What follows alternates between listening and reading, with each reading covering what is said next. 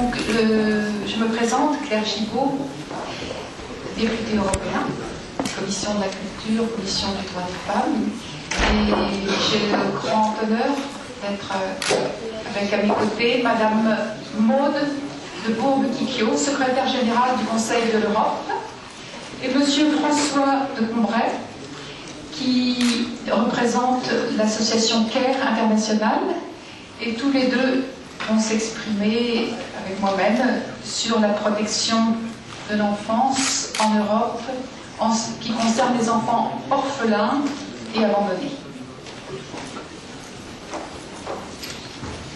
Pardon. Excusez-moi, madame. Je voulais vous prier d'excuser Monsieur Cavalla, qui avait déjà son boarding pass pour arriver à Strasbourg et qui, à cause de l'actualité politique française, a eu un agenda très perturbé aujourd'hui et qui a un très grand regret, n'est pas avec nous cet après-midi. Donc je vous prie de l'excuser, je prie aussi mes amis de bien vouloir l'excuser. Thank you very much. Yeah, for this brief introduction. I also sincerely regret the absence of Jean-Marie Cavada because we had an extensive discussion on the topic which will be debated today. But I'm very happy to see here at the table Monsieur de Combray, and I hope that together we will provide you with information you are looking for. Now, what I would like to say today is really related to the issue of adoption. Of course, children, the situation of children and abandoned children in particular raise a whole series of issues in relation to institutionalized care, what to do with abandoned children, street children, but I don't think that it is appropriate today to concentrate on that. So. Because that would take us much longer. I would like to concentrate on adoption, and I would like to say in that respect that children have, of course, the right to be brought up by their parents.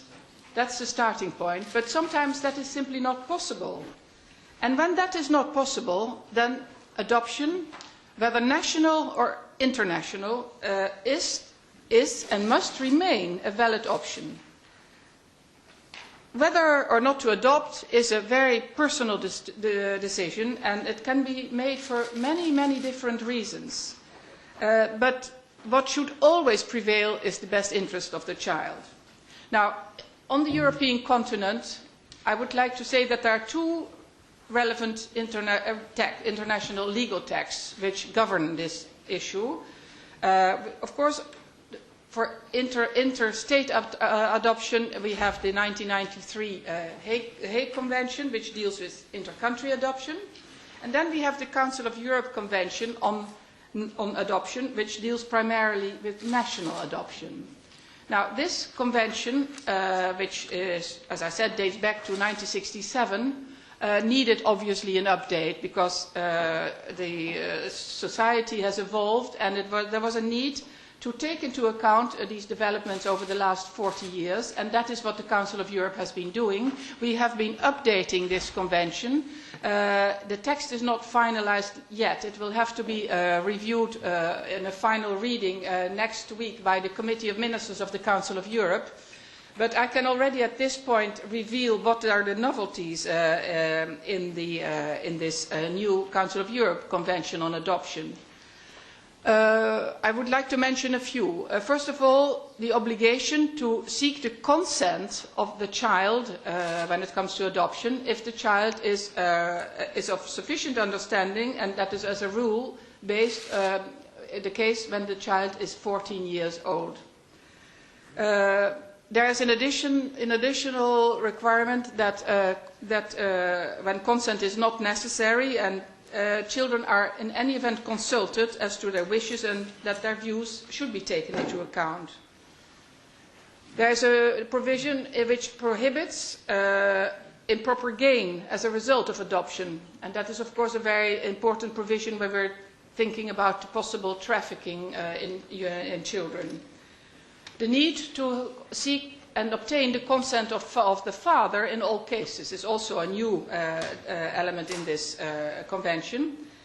And then finally, an extension of the right to adopt to heterosexual, unmarried couples who have entered into a registered partnership, and also the right to adopt for single parents.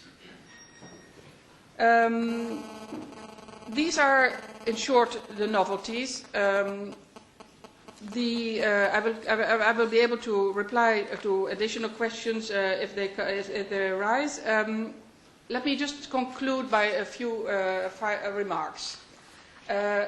Our paramount objective is to protect the best interest of the child. The second point I want to recall is that there is no right to adopt a child. The third point I want to make is that we must step up all our efforts to avoid attempts which are designed to facilitate adoption, whether national or international, by violating the law. And this, again, reminds us very much, sets us very much back in the scene of trafficking of children, and therefore I would also like to mention briefly another Council of Europe legal instrument which is very relevant in this respect, and that's the Council of Europe Convention Against Trafficking, in which a lot of attention has been paid to the situation of children. Let me finally recall that national adoption must be sought first. If this is not possible, international adoption must remain a valid option. If there are problems and abuses, we must tackle the problems at the root, and our response should be directed to resolve these problems and not let children pay the price for mistakes or deliberate attempts to violate the law by adults. The protection of children's rights in general has been, is one of the priority areas of my work as Deputy Secretary General of the Council of Europe. And I've always been guided by the principle of the best interest of the child. And that is why I have lent my strong personal support to the declaration which we are presenting here today. Merci beaucoup. Je pense que vous vous en souvenez, ça fait plus de 2 ans que Jean-Marie Cavada et moi-même avons un combat pour l'adoption internationale. C'est quelque chose qui nous tient très à cœur. Lui, comme enfant orphelin, ayant été placé dans différentes familles d'accueil et ayant vécu toute cette précarité, tous ces aléas. Et moi-même aussi comme mère adoptive de 2 enfants africains, qui me rendent très heureuse, qui ont 19 et 22 ans maintenant. Et je dois dire que nous avons fait une déclaration écrite le 6-07-06, qui a été signée par 408 députés. Nous avons fait un colloque sur l'adoption internationale en novembre 2006 aussi, parce que nous avons dû faire face au sein du Parlement européen à un mouvement contre l'adoption internationale très actif, qui a eu des répercussions extrêmement douloureuses et pernicieuses sur les enfants, et tout particulièrement sur les enfants roumains, abandonnés et orphelins, à cause d'une loi interdisant l'adoption internationale dans ce pays. Tout à l'heure, je passerai la parole à M. de Combray, qui arrive de Roumanie, qui y était il y a 3 semaines et qui a une expérience de 18 ans dans ce pays et qui vous fera un petit peu un état des lieux. Alors aujourd'hui, à l'heure où l'Union européenne se transforme en un espace de coopération judiciaire, où la Charte des droits fondamentaux acquiert une force juridique contraignante, il y a certainement la possibilité d'œuvrer en faveur de la création d'un système communautaire ou européen d'adoption. Nous avons reçu hier une lettre de la conférence de La Haye qui soutient notre démarche, ça c'est très important. Une étude sur l'adoption internationale devrait être lancée à la Commission européenne par le commissaire Frattini et je suis impatiente d'en voir les résultats. Donc il faudra que cette idée d'une législation européenne dans ce domaine fasse son chemin. Je suis consciente que ça peut prendre du temps, mais par contre, il y a une chose qui ne peut pas attendre. C'est pour cette raison que j'ai souhaité mettre dans vos dossiers ces articles de presse. Ce sont ces enfants roumains qui souffrent du fait, en partie, de l'interdiction de l'adoption. Donc, j'ai pu, en moins d'une demi-journée, rassembler plus d'une 50aine de pages d'articles issus de journaux roumains commentant la violation des droits des enfants. Je vous remercie d'en lire quelques-uns. Bon, On sait bien que l'adoption nationale ou internationale ne réglera pas tout, mais son interdiction est en train de détruire beaucoup de vies humaines, et quand un État ne peut subvenir aux besoins de tous les siens, on peut demander de l'aide, ce n'est pas honteux, c'est responsable. Et je souffre qu'une génération d'enfants en ce moment soit sacrifiée sur l'autel de l'orgueil national ou de principes qu'on pourrait dire presque xénophobes. Voilà. Pour combattre une idée reçue, je veux dire aussi que le temps n'arrangera pas tout, car la situation ne s'arrange pas, elle empire, et ces enfants sans voix dont je parlais tout à l'heure auront certainement des questions à poser à leurs anciens dirigeants. La conférence de l'AES s'est proposée d'aider la Roumanie à reprendre petit à petit les procédures en garantissant un cadre légal strict, mais pour le moment, les autorités n'ont pas donné suite. Donc, nous avons tendu la main à la Roumanie. Depuis un an, M. Cavada et moi-même avons été très silencieux sur ce sujet. On attendait que la Roumanie fasse son entrée dans l'Europe et remplisse ses promesses. Et on constate aujourd'hui qu'elles ne sont pas tenues, et c'est aussi la raison de cette intervention cet après-midi. Alors, je voudrais dire aussi qu'on lit toutes sortes de choses, avec les adoptions faites illégalement. Madame de Bourg-Bukikio en a parlé, cette chose médiatique autour de l'Arche de Zoé, etc. Mais je voudrais aussi dire qu'il est absurde d'opposer les droits de l'enfant et le droit à l'enfant. Il n'y a pas de droit à l'enfant, bien sûr. Mais il y a des milliers d'enfants en Europe qui attendent dans des conditions terribles de pouvoir être adoptés. Ils sont dans des hôpitaux, sans soins adaptés, sans attention, sans affection. Ils sont dans des orphelinats souvent insalubres et dans des structures de façon toujours inhumaine. J'ai visité des orphelinats. J'ai voulu aider des adolescents aussi parce que à 18 ans, vous savez qu'ils sont dans la rue, il y a vraiment, c'est extrêmement grave pour ce qui se passe pour ces jeunes adultes de 18 ans qui sont livrés à la misère et sans avoir une famille pérenne qui les accueille toute leur vie, c'est dramatique. Donc tout ce qu'on peut assister comme délinquants, j'ai essayé d'aider certains adolescents, mais ils sont quelquefois irrécupérables parce que 18 ans dans un orphelinat, ça détruit toute votre confiance dans les adultes. Ils ne sont habitués qu'à négocier pour obtenir des choses et c'est extrêmement difficile. Donc quand on m'explique que c'est moins traumatisant pour un enfant de rester dans un orphelinat jusqu'à 18 ans plutôt que de partir à l'étranger parce que le déracinement serait pire que l'amour qu'on pourrait trouver dans une famille pérenne qui vous accompagne aussi dans votre vie d'adulte, à la fois de façon psychologique, affective, mais aussi financière, ça compte aussi. Donc il faut savoir qu'il y a des tas d'adolescents qui sont livrés à eux-mêmes et qui n'ont plus aucun soutien pour toute leur vie. Donc je ne suis pas contre les familles d'accueil. Il y en a de très bonnes, il y a toutes sortes de familles, des familles d'accueil qui le font uniquement pour être rémunérées, mais il y en a aussi qui le font comme un geste humanitaire. Mais il faut savoir qu'à 18 ans, ces enfants qui n'ont pas été adoptés sont quasiment perdus s'ils ont passé 18 ans dans un orphelinat. Et le grand psychiatre qui explique bien qu'un enfant dans un orphelinat perd 1 mois sur 3 de développement cognitif et affectif. Donc je ne trouve pas que ce soit la bonne solution d'enfermer des enfants dans des orphelinats. Même si on doit travailler pour améliorer les conditions à l'intérieur des orphelinats, parce qu'il y a des enfants qui ne sont pas forcément adoptables. Mais aujourd'hui, nous ne parlons que des enfants orphelins et abandonnés, et c'est pour cela que nous voulons nous battre. Donc, Madame de Bourg-Bukikio a parlé des mauvais arguments qui ont été utilisés pour interdire l'adoption internationale, c'est-à-dire éradiquer le trafic d'enfants. On a parlé du déracinement, des risques de difficultés d'intégration. Bon, on a prouvé par des tas d'études que le fait d'interdire l'adoption n'empêchait pas toutes ces choses. Je vais laisser la parole à François de Combray et vous remercier. Plus.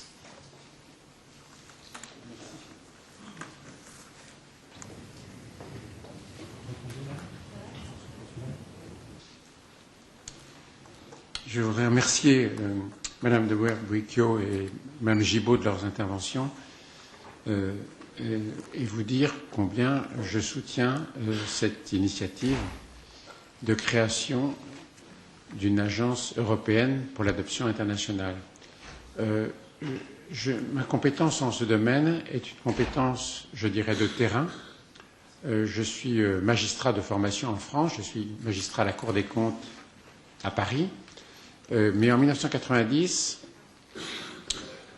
j'ai eu la curiosité d'aller voir ce qui se passait en Roumanie après l'exécution de Ceausescu, et j'ai découvert à cette occasion la situation des enfants. Donc il y a 18 ans de cela. Et c'est à ce titre que je vous parle aujourd'hui, c'est 18 ans d'expérience sur le terrain. Il y a dans la Convention des Nations Unies sur le droit de l'enfant, dans le préambule, une clause au terme de laquelle chaque enfant a droit à une famille. Le droit à une famille est un droit fondamental de l'enfant.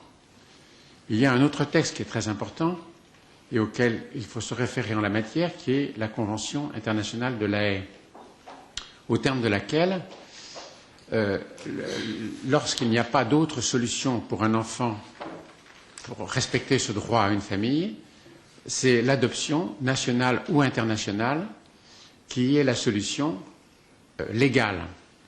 De ce point de vue-là, il est choquant, je trouve, que des États qui ont ratifié la Convention de La Haye, tels que la Roumanie, en même temps promulguent des lois interdisant l'adoption internationale, puisque, ce faisant, elles nient à l'enfant le droit à une famille.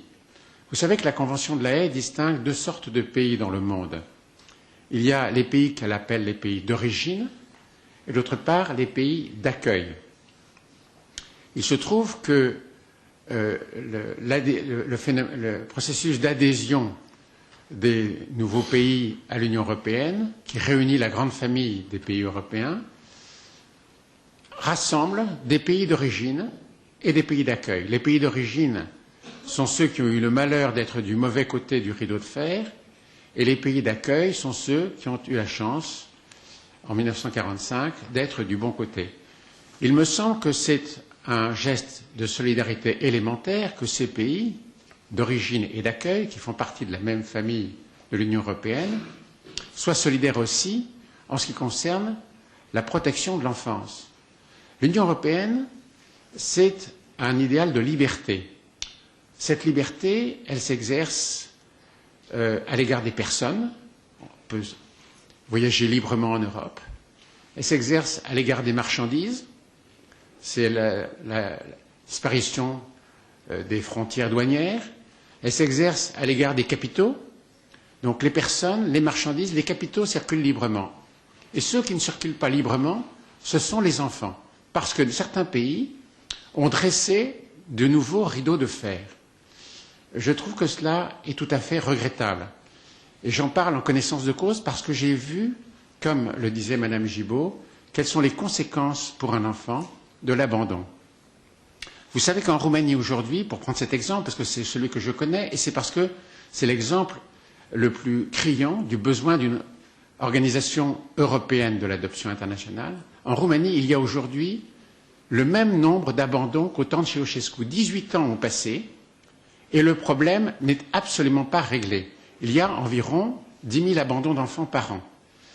Que dans un pays, encore une seconde, dans un pays où il y a autant d'abandons, que ce soit justement ce pays-là qui interdit l'adoption internationale, c'est un paradoxe que je trouve révoltant. Et donc, pour en terminer, je voudrais dire combien mon expérience personnelle de 18 ans auprès des enfants abandonnés de Roumanie me pousse à soutenir cette idée d'organiser au niveau européen un système d'adoption internationale qui soit à la fois honnête et efficace et qui permette à chacun de ces enfants de retrouver le bonheur de vivre dans une famille. Merci. Je pense que si vous voulez poser des questions, on a si peu de temps. Oui, monsieur. Tout, c'était l'intérêt de l'enfant. Votre collègue de droite a même précisé que la Convention de La Haye précisait que chaque enfant a droit à une famille. On ne peut pas répondre à cette question de façon générale. Justement, le fait que l'intérêt de l'enfant prévaut nécessite une enquête dans les circonstances d'espèce pour voir si l'intérêt de l'enfant justifierait une telle adoption.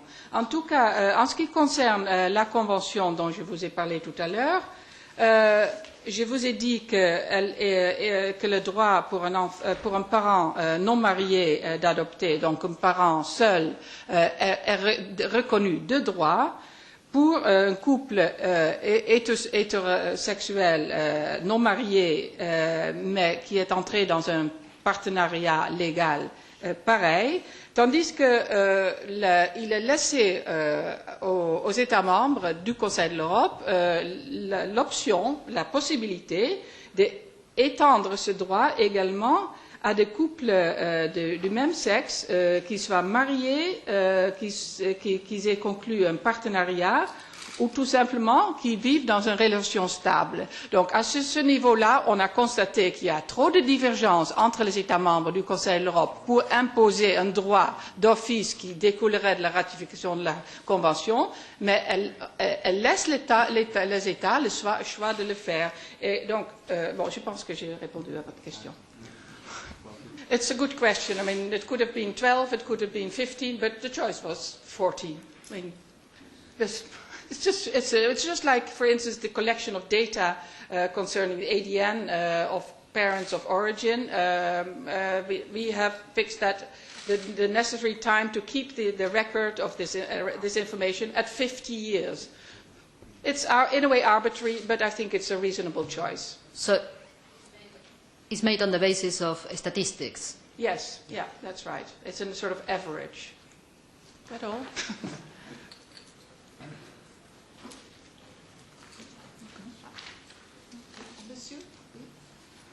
Thank you very much. Just a question about future timing. You say this is going through a final reading with the Committee of Ministers in a week or so's time.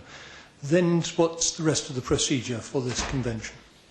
The final reading, as I said, will take place next week at the level of let's say, of a subordinate level of the Committee of Ministers of the Council of Europe. But then there will be, what is needed is a decision, a formal decision by the Committee of Ministers at the level of Ministers of Foreign Affairs to open it for signature. And if all goes well, I expect this to happen in May this year. And then, of course, the signature and ratification process takes place. Can I just mention one point, but I think, because that's important. The fact that this takes a little bit of a time after experts have come to an agreement can be criticised, but at the same time it's important to be aware of a recent judgment of the European Court of Human Rights in a case against France, where a single parent who wanted to adopt a woman who lived in a homosexual same-sex relationship with another woman was denied the right to adopt by the national authorities with a reference to her homosexuality. And the European Court of Human Rights considered that once a law granted the right for a single parent to adopt, no discriminatory element could be brought into play by referring to the fact that she lived in a homosexual relationship. And that is a very important judgment of the court. And all we need to do at this point is to check whether our convention really is sufficiently in line with this recent development. Et Monsieur François de Combray. Merci à vous tous. Merci à vous.